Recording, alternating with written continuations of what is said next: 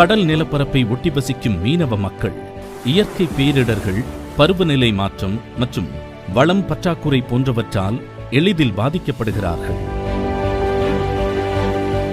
இவர்களின் வாழ்வாதாரத்தை மேம்படுத்தவும் இயற்கை பேரழிவுகளிலிருந்து பாதுகாக்கவும் பல திட்டங்களை செயல்படுத்தியுள்ளது.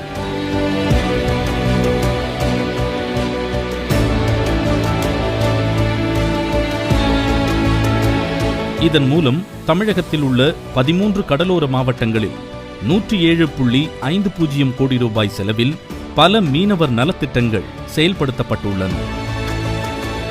மீனவ மக்களின் வாழ்வாதாரத்தை உயர்த்துவதற்காக பல்வேறு உட்கட்டமைப்பு வசதிகள், அதாவது படகு அணையும் தளம், மீன்பிடி படகுகள், படகுத்துறை, மீன் ஏலக்கூடம், வலை பின்னும் கூடம், வலை அடுக்கி வைக்கும் அறைகள், கழிவுநீர் சுத்திகரிப்பு போன்ற வசதிகள் நாகப்பட்டினம், பழையார், மல்லிப்பட்டினம் மீன்பிடி துறைமுகங்களிலும் மற்றும் நாகூர், புன்னைக்காயல், அன்னங்கோயில் ஆகிய மீன் இறங்கு தளங்களிலும் கடலோர பேரிடர் அபாயம் குறைப்பு திட்டத்தின் கீழ் 210.30 கோடி ரூபாய் செலவில் செய்து தரப்பட்டுள்ளன.